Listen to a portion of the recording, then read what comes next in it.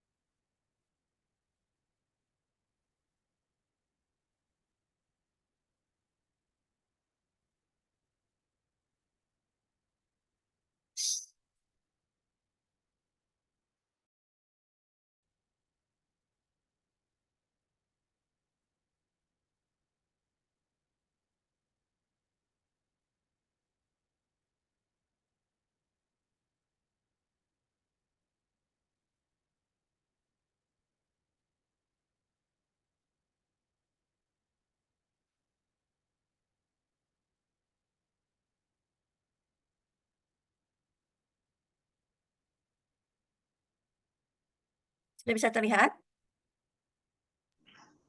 Sudah, Bu. Oh ini sorry, biomedis 2021 ini ya.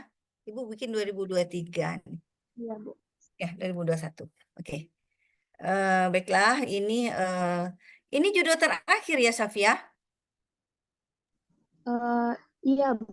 Tapi Ibu masih ada ada. beberapa reschedule. Ibu Dwi, Oh, Bu Dwi Yulia katanya mau sore. iya, Bu. Masih ada 2 reschedule lagi, Bu. Bu Dwi Yulia sama Bu Sri Siswati mungkin ya. Iya, benar, Bu. Oke, nggak apa-apa. Jadi kita sesuaikan saja jadwal kita nanti ya. Oh ya, satu lagi. Ibu sudah kirim judul-judul project itu kok nggak terkirim. Apa masalah di file Ibu mungkin, Safia? Nanti Ibu coba kirim ulang ya. Ya, Ibu cek kok nggak Baik, terkirim Bu. gitu. Belum ada diterima kan? Belum, Bu. Ya, nggak terkirim di sininya. Masih petak gitu, nggak tahu apa masalahnya.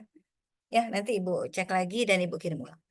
Oke, untuk topik ini Ibu rasa nggak terlalu lama nanti kita kuliahnya. Eh, yang penting-penting saja akan Ibu sampaikan. Jadi terkait dengan manajemen laboratorium tentu tidak terlepas dari SOP dan MONEF. Ya, Ibu kira semua sudah mengetahui apa SOP dan MONEF ini? Sudah kenal ya? Gimana? SOP dan MONEF masih asing atau apa? Atau sudah tahu apa sebetulnya yang dimaksud dengan SOP dan MONEF?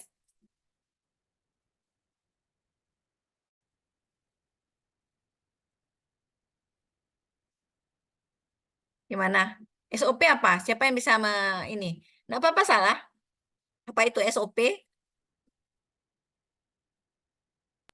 Standar operasional prosedur, Bu. Ya, kan udah. Kalau MONEF, Monitoring dan evaluasi.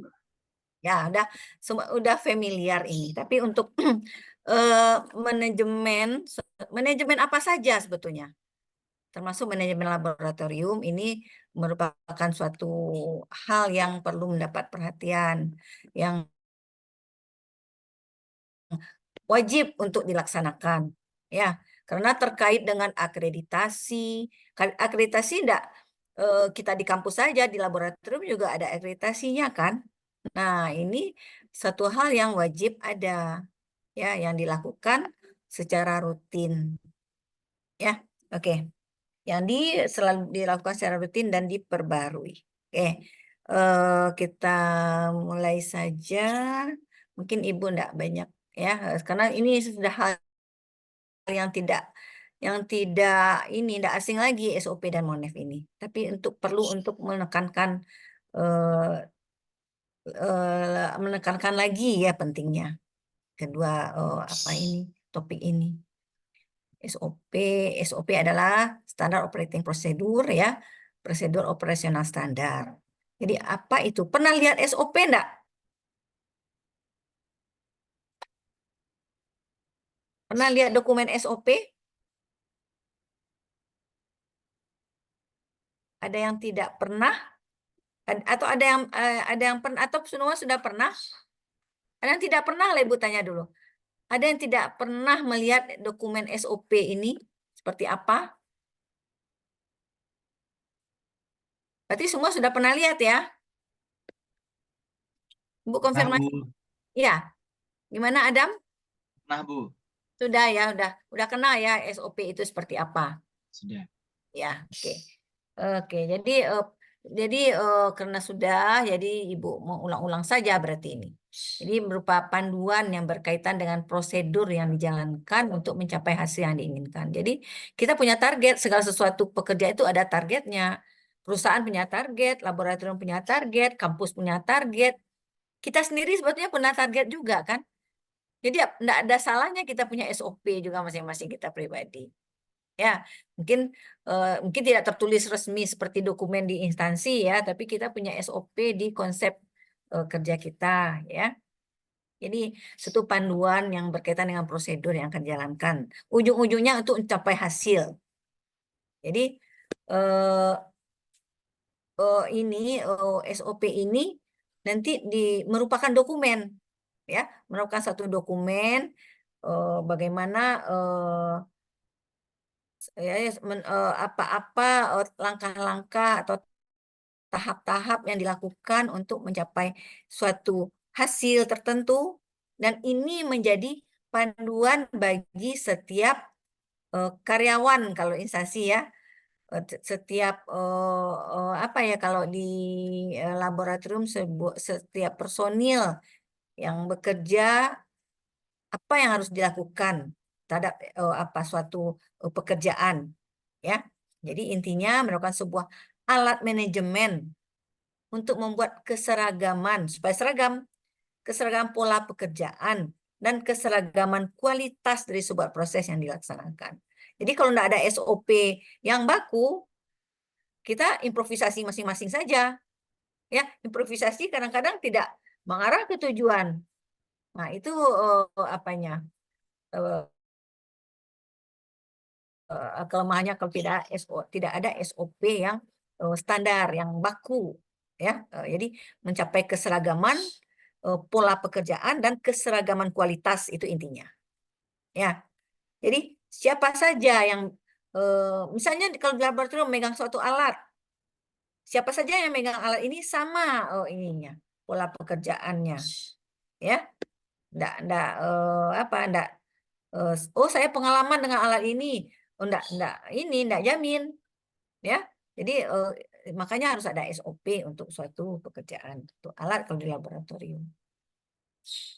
Nah, kalau menurut Pak Ali ini suatu teorinya, ahli mengatakan bahwa SOP itu Sailendra ini yang merupakan panduan yang digunakan untuk memastikan kegiatan berjalan lancar. Ya, tidak bingung lihat kiri kanan, tanya sana sini lagi, sudah ada SOP-nya. Kemudian menurut Mukijat, SOP adalah urutan atau langkah-langkah pelaksanaan pekerjaan yang berhubungan dengan apa yang harus dilakukan, bagaimana cara melakukan, kapan dan di mana melakukannya, serta siapa yang harus melakukan. Itu ada tertera di situ semuanya. Ya. Dan selanjutnya menurut Insani, SOP merupakan dokumen. Itu satu dokumen. Kalau dokumen tentu ada apa diarsipkan segala macam ya. Di apa diarsipkan atau diletakkan di tempat-tempat yang apa yang tepat ya. Jadi ini berisi serangkaian instruksi tertulis yang bersifat baku dan resmi. Nah, baku dan resmi. Kalau baku itu tentu sudah terstandar ya, sudah melewati kajian-kajian tahap-tahap yang akan dilakukan. Kalau resmi ditandatangani oleh penanggung jawab ya, itu apanya bukti kalau SOP ini bersifat baku dan resmi ya. Nah, berisikan serangkaian proses yang tadi disebutkan di atas. Jadi intinya yang harus digarisbawahi, SOP ini berupa panduan yang isinya bagaimana cara melakukan suatu pekerjaan, kapan, di mana, dan siapa yang melakukannya, dan dia bersifat baku dan resmi. Ya, tuh. Nah, ini fungsinya untuk apa? sebagai panduan tadi sudah tahu ya, sebagai panduan. Kemudian pedoman disiplin kerja. Nah, di situ disiplin kerja itu ada macam-macam. Akan di situ ada apa? Ada komponen waktunya juga tadi ya, sekian lama, tahap ini sekian lama, itu suatu disiplin kerja. Nah, dan sebagai dasar hukum. Apa maksudnya? Sebagai dasar hukum, kalau terjadi suatu kesalahan dan SOP sudah ada dan operatornya menyalahi SOP itu ada sanksinya. Dan di SOP itu juga ada apa? Kalau terjadi pelanggaran ada sanksi, kalau tidak sesuai pelaksananya ada sanksi. Ya, itu sebagai dasar hukum. Kita lihat satu-satu fungsi SOP. Sebagai panduan pekerjaan apa saja? Apanya? Artinya dia memudahkan operasional. Pasti situ ada instruksi, ya. Kemudian membantu meningkatkan kinerja dari perusahaan karena setiap pekerjaan menjadi terarah. Jadi intinya terarah di sini. Memudah pekerjaan dan terarah. Nah, di pedoman ini juga berisi semua kemungkinan yang terjadi, termasuk kemungkinan masalah dan hambatan yang akan muncul selama bekerja. Jadi kan ada aturannya nih, tahap-tahapnya. Nah, kemungkinan hambatan dan masalah tentu ada, telah dipikirkan. Nah, selanjutnya di SOP itu juga tertera apa yang dilakukan, yang perlu dilakukan apabila terjadi masalah dan hambatan. Misalnya terjadi bencana alam. Apa tindakan kita? Itu ada SOP-nya. Oh, bencana alam ngacir aja keluar. Ini sentrifus sedang jalan gitu kan. Nah, itu ada SOP-nya. Ya, jadi SOP yang baik itu lengkap isinya sampai ke sini. Sebagai pedoman disiplin kerja, apa itu SOP sebagai pedoman disiplin kerja? Di situ ada aturan yang perlu untuk semua pihak. Di dalam aturan ini berisi konsekuensi yang mereka dapatkan jika melanggar. Ya, itu Ibu sebutkan tadi. Apabila melanggar ada sanksinya. Nah, di situ tertera. Jadi konsekuensinya juga seragam. Reward punishment-nya juga seragam. Ya. Dengan adanya hal tersebut, maka manfaat dari SOP perusahaan adalah menciptakan disiplin kerja. Ya, itu untuk disiplin kerja. Kemudian sebagai dasar hukum. Sebagai dasar hukum tentu saja berkaitan dengan hak dan tanggung jawab masing-masing yang terlibat di pekerjaan tersebut. Nah, jika ada pihak yang melanggar aturan, maka hukuman yang akan didapatkan sudah tertuang. Nah, itu berkaitan dengan yang tadi, disiplin tadi. Dengan berpatokan pada pedoman ini akan lebih mudah untuk mencari penyebab kesalahan. Ya, akan lebih mudah menggali kesalahan apa permasalahannya nih dalam satu kondisi yang tidak sesuai. Nah, ini dapat mengidentifikasi pihak yang bekerja tidak sesuai. Jadi pihak mana? Mungkin operator bagian apa yang tidak sesuai bekerja. Itu nampak tertera di sana semuanya di SOP tersebut. Dan kita bisa mengevaluasi selanjutnya. Oke. Ini berkaitan dengan MONEF ya. SOP selalu beriringan dengan MONEF. Nah, tujuan yang tadi itu ini tujuan. Ini tadi SOP. Ya, tujuan SOP memberi kemudahan dalam mengontrol setiap proses kerja. Karyawan lebih mudah memahami pekerjaan. Karyawan baru akan mudah beradaptasi. Nah, kemudian ya kalau yang sebelumnya tadi itu kita kan regulasi kerja rutin itu ada pedoman, mudah dipahami, terkontrol dan terarah. Dan untuk karyawan yang baru dia lebih mudah beradaptasi untuk yang baru memegang suatu alat misalnya kalau di laboratorium. Nah, itu ada SOP-nya, mudah beradaptasi untuk mengoperasionalkan alat yang baru. Ya. Kemudian meminimalisir kesalahan. Karena ada tahap-tahap yang detail. Memudahkan pencapaian target atau tujuan. Ya, sesuai dengan yang sebelumnya. Kemudian ada beberapa jenis SOP. Ya. Ada yang dikatakan SOP teknis, ada SOP administratif. Mungkin sudah terbayang nih ya, teknis dan administratif. SOP teknis yaitu suatu prosedur standar yang rinci dari kegiatan yang akan dilakukan oleh seorang pelaksana dalam suatu peran atau jabatan. Nah, misalnya termasuk di laboratorium. Kalau kita mengoperasionalkan atau melakukan pemeriksaan atau ya melakukan penelitian, itu ada langkah-langkah prosedur yang kita lakukan. Itu SOP teknis. Kalau administratif, standar bersifat umum ini. Tidak rinci seperti apa yang di SOP teknis. Jadi dari kegiatan yang lebih dari satu orang pelaksana dan lebih dari satu orang peran dalam jabatan. Jadi SOP administratif itu satu prosedur standar yang bersifat umum dan tidak rinci dari kegiatan yang dilakukan lebih dari satu orang pelaksana atau lebih dari satu peran atau jabatan. Jadi kalau di laboratorium itu mungkin di dalam penerimaan hasil, penerimaan spesimen, kemudian mengeluarkan hasil pemeriksaan, itu SOP administratif di situ, ya, yang berlaku, ya, termasuk SOP administratif. Nah ini mungkin sudah lihat semua, udah pernah tahu ya, ini contoh, ini peminjaman ruangan lab terpadu, ini contoh SOP ini. Ada tujuannya, ruang lingkupnya, acuannya apa, pada dasarnya. Dan dokumen terkaitnya, ada dokumen terkait dengan ini, ya. Kemudian ada flowchart tahap-tahapnya. Kemudian ada penanggung jawabnya. Itu bagian awal, bagian depan SOP ini nih, ya.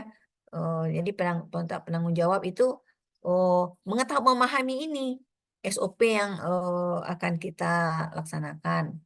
Nah, ini dia bentuk wujud SOP, ya, SOP yang sebetulnya. Kalau yang tadi ini kan sebagai halaman awal berisi data-data yang perlu diketahui, termasuk yang berkaitan dengan prosedur yang kita lakukan. Kalau ini yang merupakan prosedur, tahap-tahap prosedur yang dimaksud tadi. Ini di sini ada kegiatannya, ini yang bertanggung jawab, ini bagian apa saja yang terlibat, ya. Ini ada kepegawaian, rektorat. Ini contoh yang di UNAN nih. Ini apa saja perlengkapannya, waktunya, dan apa outputnya. Ya, apa output dan keterangan. Mungkin keterangan itu bisa berupa sejenis sanksi jika tidak dilaksanakan, atau kendala-kendala yang mungkin ditemui, gitu. Ya, nah, ini contohnya. Nah, ini kalau di laboratorium ada beberapa SOP teknis yang yang sering ada. SOP K3, keamanan penggunaan bahan kimia, penyimpanan bahan kimia, pemberian label, SOP-nya juga. Nggak asal tempel label, ada tempel enggak, itu ada SOP-nya. Ada diverifikasi dulu, yang seperti itu. Kalau enggak, ada pasti kemungkinan ada kesalahan, gitu ya. Kemudian pengelolaan bahan kimia, pemeliharaan alat laboratorium, dan pembuangan limbah. Ini contoh-contoh SOP teknis yang ada di laboratorium. Nah, ini SOP administratif. Administrasi peraturan berlaku di laboratorium, pergantian petugas laboratorium, nah seperti ini ya. Jadi melibatkan beberapa pihak. Peminjaman alat, penggunaan laboratorium untuk penelitian, ya. Peminjaman alat dan pembuatan surat bebas laboratorium. Surat bebas laboratorium ini bagi yang sudah selesai menggunakan laboratorium tertentu, surat bebasnya mengatakan yang bersangkutan sudah selesai melaksanakan alat dan reagen yang dibutuhkan sudah dikembalikan lagi, seperti itu contoh-contohnya, ya. Oke, itu SOP. Mungkin sebelum pindah ke monitoring evaluasi, ada pertanyaan dulu terkait SOP?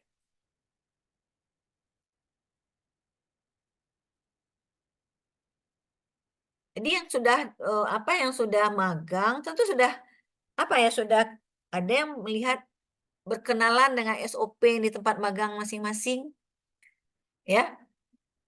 Sudah atau belum? Nah, nanti perlu dilihat ke sana. Kita di tempat magang itu perlu kepo-kepo masalah ini, ya. kepo masalah ini. Jadi kita enggak hanya menerima begitu saja. Apa aktivitas kita untuk sesuatu hal yang memang dibutuhkan. Oke, nggak ada pertanyaan, kita lanjut dulu ke Monef.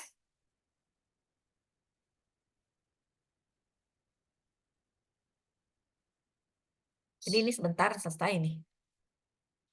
Monitoring dan evaluasi. Ya, kalau di kampus ada Monef dari GKM mungkin ya, yang mana proses belajar mengajar berjalan enggak dengan semestinya. Itu biasanya kalau di lab kita sehari-hari, di kampus kita sehari-hari. GKM itu gugus kendali mutu yang melakukan Monef ini. Kalau di setiap instansi juga ada apa yang bertugas, yang bertanggung jawab terhadap mutu ini. Jadi yang bertanggung jawab macam-macam istilahnya. Ada penjaminan mutu, ada lembaga apa? Lembaga apa pokoknya ada banyak istilah yang terkait dengan mutu ini. Yang pasti dan harus setiap instansi mempunyai lembaga penjaminan mutu ini. Ya. Lembaga penjaminan mutu itu menjamin mutu ya. Apakah suatu pekerjaan dan hasil dilakukan atau didapatkan sesuai dengan yang diharapkan, yang ditargetkan. Nah, itu bagian mutu yang berkewajiban untuk mengevaluasinya, mengatakan ini sesuai, apa yang tidak sesuai, apa yang sesuai. Itu bagian penjaminan mutu, apapun istilahnya ya. Untuk mengetahui sesuai atau tidak itu, itulah Monef. Di situ Monef berperan.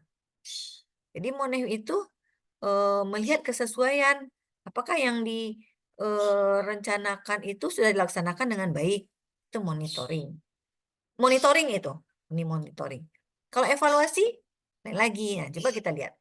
Monitoring, aktivitas yang dilakukan untuk melakukan pengawasan. Pengawasan.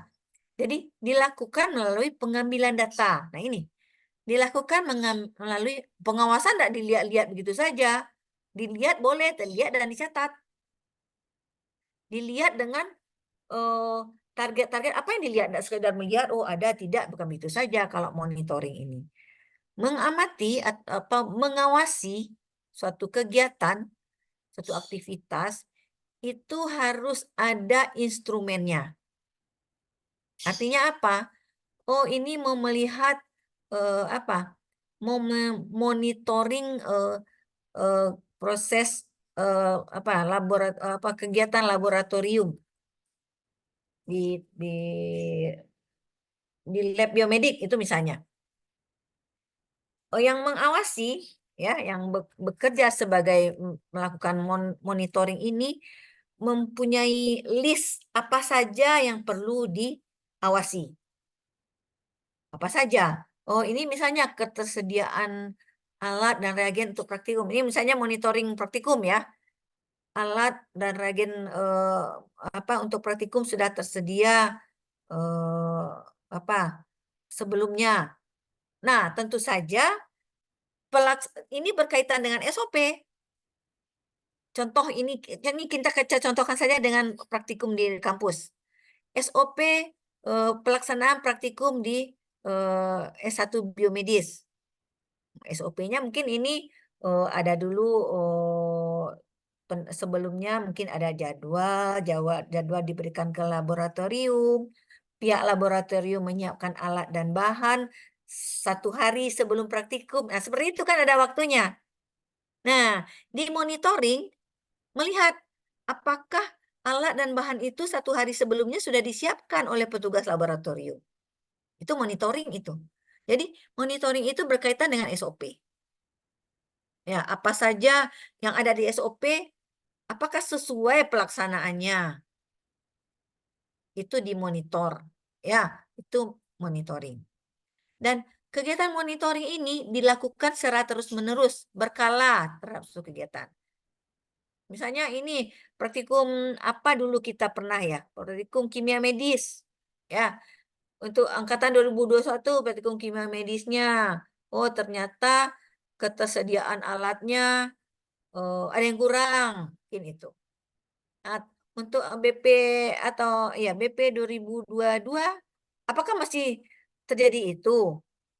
Nah, itu kan itu kesalahan yang apa? Kesalahan yang eh, tidak diperbaiki.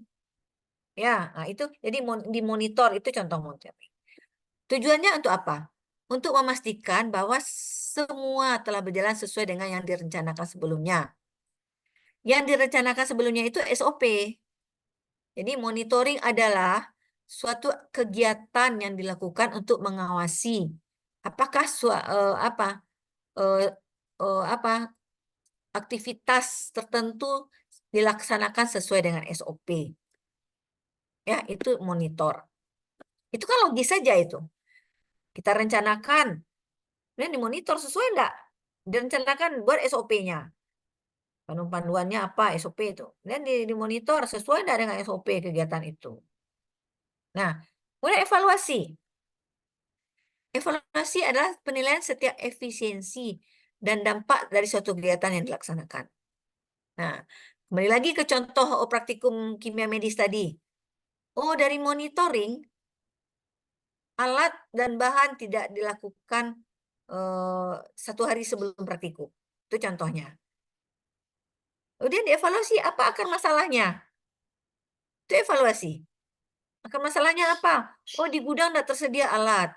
Atau petugas gudang tidak memberikan ini menunda-nunda menyerahkan alat dan bahan, atau petugas lab biomedis yang tidak meminta, yang tidak menjemput, kan itu suatu evaluasi itu. Gunanya apa? Supaya tidak terulang lagi di periode berikutnya. Ya, itu evaluasi. Jadi ada SOP, ada monitoring, ada evaluasi. Nah, nanti terakhir nanti ada perbaikan. Ada feedback, ada perbaikan. Itu urutannya itu. Jadi metode monitoring itu ada beberapa. Yang pertama penyampaian laporan dengan koordinasi secara rutin. Nah, itu dievaluasi di sini, di laporan itu.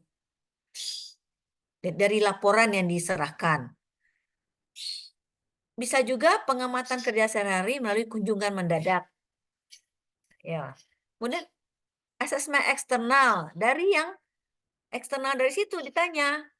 Tidak pihak yang ini misalnya yang terlibat dalam penyediaan alat dan bahan praktikum, petugas gudang, petugas laboratorium seperti itu. Asesmen eksternal apa? Ditanya penggunanya. Mahasiswanya ditanya, oh ini tadi dilaksanakan enggak? Tersedia enggak? Atau dosennya? Gitu. Ya. Kemudian wawancara dengan pihak-pihak yang terlibat, yang internal dan eksternal. Internal ya yang berkewajiban melaksanakannya, dan eksternal yang sebagai penggunanya. Ya. Kemudian dilakukan diskusi kelompok, ya. Diskusi kelompok gunanya untuk menggali ini apa saja yang terlaksana, apa yang tidak. Itu lebih dalam lagi kalau diskusi kelompok ini. Kemudian survei pengumpulan data itu dengan kuesioner biasanya. Ya, prosedur monitoring, pastikan pelaksanaan monitoring telah membaca dan memahami SOP. Nah, kalau tidak membaca SOP, apa yang akan dimonitoring? Ya, oh kita mau monitoring, oh ayo turun aja. Apa yang akan dimonitor? Apa yang berjalan sebagaimana mestinya, apa yang tidak? Itu tentu pahami SOP dulu. Kemudian susunlah kerangka acuan pelaksanaan monitoring, itu yang Ibu sebutkan tadi. Acuannya apa? Apa-apa target-target yang akan dilihat. Kemudian lakukan berkala. Monitoring sekali saja udah diam, orang enggak akan enggak ada hasilnya, enggak ada gunanya di monitoring. Kalau enggak ada juga biasanya kalau tidak berkala itu perbaikan juga tidak ada. Ya. Jadi begitu-begitu saja, tidak ada peningkatan kalau tidak lakukan berkala. Karena kalau berkala kelihatan progresnya. Oh, yang sekarang, yang tahun ini tidak tersedia alat dan bahan dengan baik. Tahun berikutnya, oh sudah tersedia, tapi masih ada yang kurang, misalnya seperti itu. Ya, tersedia tapi tidak sebanyak apa kelompok, nah, kan seperti itu. Itu hal-hal yang perlu dilakukan, dilaporkan secara berkala. Dan selanjutnya tentu lebih sempurna, diharapkan lebih sempurna. Evaluasi suatu pengumpulan data dan menganalisis informasi yang didapat. Ya, informasi dari monitoring itu kewajiban wajib untuk dianalisis, itu yang dikatakan evaluasi. Apa sih ruang lingkup evaluasi? Menilai proses apakah berjalan sesuai SOP atau tidak. Menilai pencapaiannya, proses. Yang pertama proses, yang kedua pencapaian hasil sesuai enggak dengan target. Yang ketiga, mendeteksi penyebabnya, akar masalah. Kalau sesuai dengan target, apalagi? Tentu kita tidak melihat akar masalahnya lagi kalau sesuai dengan target. Nah, ini diganti dengan apa? Peningkatan program, progres selanjutnya untuk lebih meningkat. Ya, sekarang sudah baik, untuk lebih baik lagi tahun depan. Kalau ada masalah yang nomor 3 ini, nomor 4-nya tentu mencari solusi. Solusi itu biasanya dilihat tergantung sikon. Ya, sikon misalnya SDM kita kurang atau keuangan tidak memenuhi untuk mencapai yang dibuat di SOP gitu. Cari solusi sesuai dengan situasi dan kondisi. Yang kelima, membuat rekomendasi agar ditentukan langkah tindak lanjut untuk perbaikan atau pengembangan. Nah, ini sampai di sini tugas dari tim mutu, ya, tim penjaminan mutu untuk memonitoring dan mengevaluasi. Memonitoring yang mengumpulkan data-data sesuai enggak dengan SOP, mengevaluasi yang sampai ke nomor 5 ini. Sesuai atau tidak, apa akar masalahnya, apa usulan solusi, kan diusulkan tuh. Dan membuat rekomendasi. Rekomendasi untuk siapa? Untuk pimpinannya. Karena selanjutnya pimpinan tentu akan membuat kebijakan-kebijakan untuk mengatasi masalah yang terjadi sebelumnya, periode sebelumnya. Nah, itu berjalan terus. Kalau ini tidak berjalan, nah ini semakin tahun semakin kurang ini mutu. Siap-siap dengan seperti itu. Ya, jadi ini gunanya untuk meningkatkan mutu. Ya. Kemudian selanjutnya, evaluasi dilakukan dalam upaya pengendalian mutu sebagai bentuk akuntabilitas dalam penyelenggaraan program pada pihak-pihak yang berkepentingan. Ya, jadi untuk pengendalian mutu yang kita bicarakan tadi, lakukan secara berkala hingga dapat jadikan landasan untuk melakukan perbaikan. Kalau ada masalah, itu saja keluarlah ke kebijakan-kebijakan untuk menyelesaikan masalah tersebut berdasarkan situasi kondisi. Kalau tidak ada masalah, aturan-aturan atau kebijakan-kebijakan yang dibuat itu gunanya untuk peningkatan hasil. Ya, kalau tidak sesuai prosedur, tentu hasil tidak sesuai dengan target. Nah, itu proses yang kita perbaiki dulu. Kalau sudah sesuai dengan target, peningkatan lagi yang akan diperbaiki supaya lebih daripada yang kita targetkan sebelumnya. Tadinya mungkin memproduksi suatu, kemudian di industri mungkin obat mungkin ya, memproduksi suatu obat sekian banyak, ya ada dalam satu hari bisa mengeluarkan 100 krem misalnya seperti itu. Nah, untuk peningkatan selanjutnya tentu kita agak modifikasi proses atau teknologi yang lebih tinggi itu untuk meningkatkan lagi produk. Ya, jadi kebijakan itu bisa saja kalau terjadi kendala itu proses. Kalau untuk kebijakan untuk progres, itu pikirnya ke teknologi lagi. Oh, mungkin kita perlu beli alat apa supaya proses inkubasinya tidak selama yang alat yang ini, seperti itu. Atau kita perlu beli tambahkan suatu regen supaya terjadi regen yang bersifat yang mempercepat reaksi, ya, apa namanya itu, ya. Nah, sehingga reaksi itu berjalan lebih baik, lebih cepat dan hasil yang didapatkan lebih banyak. Itu progres. Kebijakan-kebijakan terkait peningkatan. Ya, kebijakan bisa perbaikan yang tidak yang ada masalah. Yang kedua, kebijakan terkait peningkatan. Ya, mungkin di sini tidak ada, bisa ditambahkan saja. Tujuan evaluasi, kalau tadi tujuan SOP ada.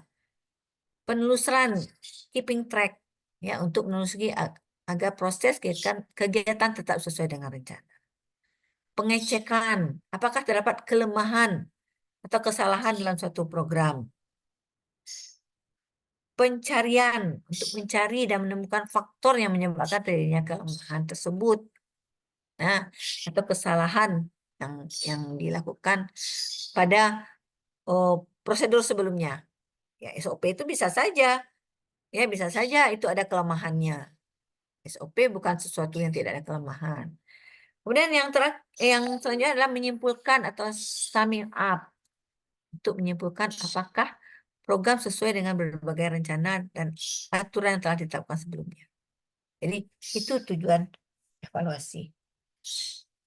Fungsinya ada fungsi motivasi, fungsi ketuntasan program, fungsi indikator efektivitas program, dan fungsi umpan balik. Fungsi motivasi, aktivitas harus dipastikan sesuai dengan rencana. Jadi saat menyimpulkan evaluasi ini akan memberikan motivasi tersendiri kepada semua pihak yang terkait. Ya, jadi ini tidak sesuai dengan rencana suatu proses. Itu dilaporkan oleh Badan Penjaminan Mutu, ya, yang mengevaluasi. Nah, itu bukan kalau suatu kondisi-kondisi yang seperti itu bisa jadi motivasi kepada yang tidak melakukan sebagaimana sesuai rencana. Nah, itu gunanya dipublish hasil monitoring dan evaluasi ini ke semua pihak yang terlibat. Supaya dia termotivasi, berarti selanjutnya saya tidak boleh begini karena terjadi yang seperti ini. Nah, fungsi ketuntasan program. Ketuntasan program ini faktor terbesar dari suatu program. Kita kan juga, kalau pelajar itu tuntas atau enggak, itu suatu faktor terbesar kan. Di suatu program juga, tuntas itu berarti tercapai target. Nah, evaluasi berfungsi untuk memastikannya, apa tercapai atau tidak. Kemudian indikator efektivitas. Seberapa jauh efisiensi dan efektivitas program telah dilakukan. Nah, kalau menilainya tentu saja dengan produk. Ya, kalau sudah efisien dan efektif tentu produk sesuai dengan target. Umpan balik, Pak membantu mengetahui kelemahan masing-masing dalam mencapai rencana dan tujuan yang telah ditetapkan. Jadi umpan balik ini terhadap pihak yang belum mencapai tujuan, ya, belum mencapai sesuai dengan tujuan. Ya, jadi apa masalahnya? Itu yang akar masalah tadi. Kembali lagi ke monitoring, ya, evaluasi, kemudian cari akar masalahnya. Nah, jadi kalau dapat akar masalah tentu dapat melakukan perbaikan selanjutnya. Itu fungsi evaluasi. Nah, ini siklus penjaminan mutu yang Ibu terangkan tadi itu merupakan pretelan, ya, dari siklus penjaminan mutu. Nah, kita lihat di sini ada perencanaan yang paling atas, pelaksanaan. Perencanaan ini menentukan standar SOP di sini nih yang dilahirkan. Produknya SOP. Nah, ini pelaksanaan. Lakukanlah sesuai dengan SOP apapun kegiatannya. Kemudian evaluasi. Dievaluasi. Kemudian dikendalikan. Evaluasi ini tentu saja sebelumnya dilakukan monitoring. Itu serangkai itu kan. Kalau tidak ada monitoring, bagaimana mengevaluasinya? Nggak mungkin.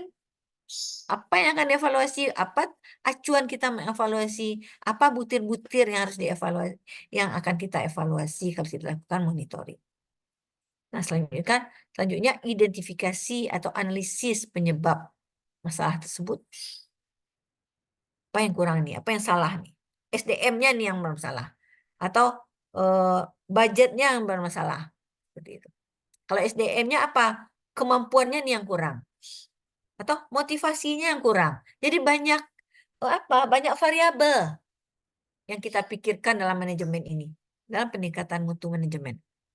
Selanjutnya, berdasarkan analisis akan masalah ini, kita dapat melakukan perbaikan.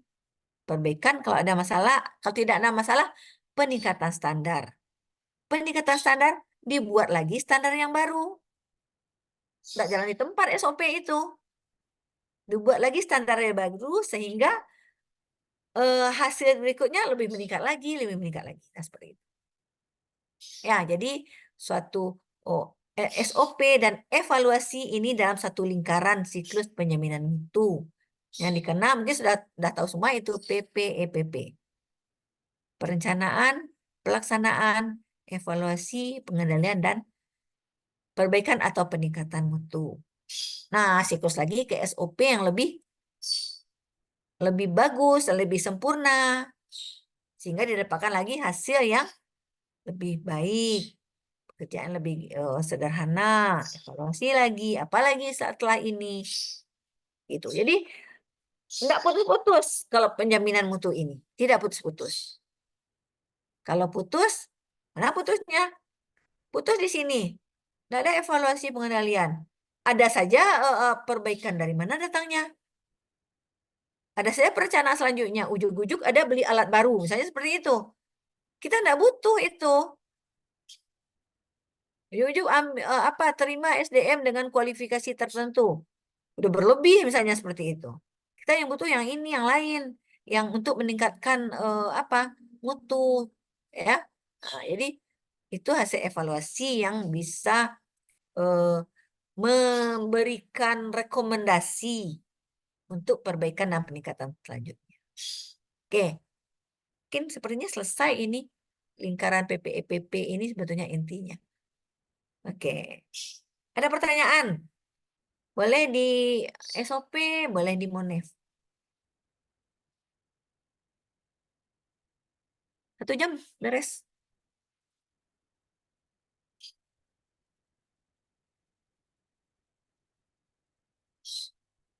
Ada pertanyaan? Kalau di ini, di aplikasi di tempat magang misalnya. Nah, kan ada bisa dilihat itu. Mungkin enggak sekarang atau nanti di judul-judul project nanti ada ini bagian-bagian ini yang akan digali di tempat magang masing-masing. Nanti Ibu kirim. Harusnya udah terkirim. Kenapa enggak terkirim nih kotak? Karena kalau file ngirim kan contreng, dia enggak ada contrengnya. Ibu udah kirim. Tapi enggak Ibu lihat lagi apanya. Sudah kirim enggak apa enggak. Ada pertanyaan? Yang di Malaysia siapa? Izin Bu Safia dan Agnes, Bu. Oh, Sofia Agnes di Malaysia. Waduh. Coba lihat bagaimana SOP dan apa orang di situ ya. SOP dan monitoring evaluasi. Ya, nanti kita bisa diskusi bagaimana pula SOP, evaluasi. Nanti di judul-judul itu ada kita di sini di Indonesia, apakah di BRIN atau di Crown ya. Wah, itu menarik itu kita diskusikan. Ya, nanti Ibu sebar di Safia dan Agnes. Nah, Ibu rubah lagi nih judul-judul proyek mungkin ya, supaya lebih menarik diskusi kita.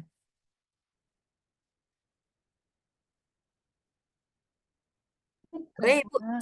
Ya, ada pertanyaan? Ide stop share dulu. Oke. Silakan kalau ada pertanyaan.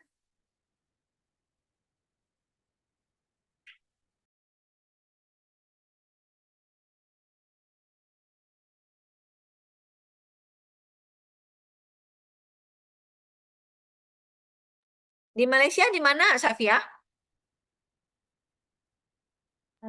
Di UITM, Bu, University Teknologi Mara, di Shah Alam Selangor. Di daerah mana itu?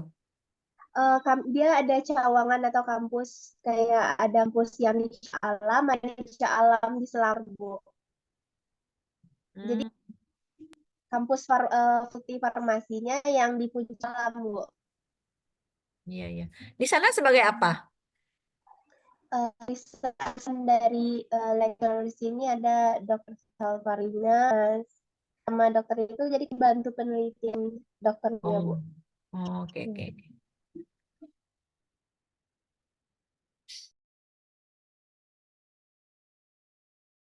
Kayaknya nggak ada pertanyaan ya, Safia? Ya, sepertinya sejauh ini cukup dipahami. Iya, ya. Oke lah. Kalau gitu Ibu akhiri pertemuan ini. Ibu minta nanti apanya ya, Safia? Daftar hadirnya ya. Iya, Bu, baik, Bu. Oke. Ingatin Ibu kalau nggak terkirim hari ini daftar judul-judul tugas itu ya. Ya, Ibu Baik, akan Bu. acak lagi. Oke. Ini Ibu berharap misalnya Agnes dan Safia jangan judul yang sama seperti itu supaya judul yang di Agnes Agnes bisa dibandingkan dengan yang di tempat-tempat lain ya, Safia juga dengan yang lain. Jangan Agnes Safianya yang sama. Ya, Ken Ya. aja. Kita perlu screenshot, Safia? Sebelumnya sudah di screenshot, Bu. Oh, sudah. Oke. Oke lah. Terima kasih atas kehadirannya. Semoga selalu diberi kesehatan. Sampai kapan magangnya nih? Sampai kalau ada Safia sampai Agustus. Sampai Sampai akhir Agustus. Agustus. Akhir semester kita kapan? Teman-teman selesainya ya kalau yang lain seperti yang di Jakarta dan di Padang itu sampai Juli, Bu. Juni. Juni atau Juli ya. Oh, Berbeda-beda, Bu. ya, ya. Oke ya. Dah, mudah-mudahan diberi kesehatan dan lancar magangnya ya. Dan balik ke Padang. Oke. Ibu tutup pertemuan ini. Assalamualaikum warahmatullahi wabarakatuh.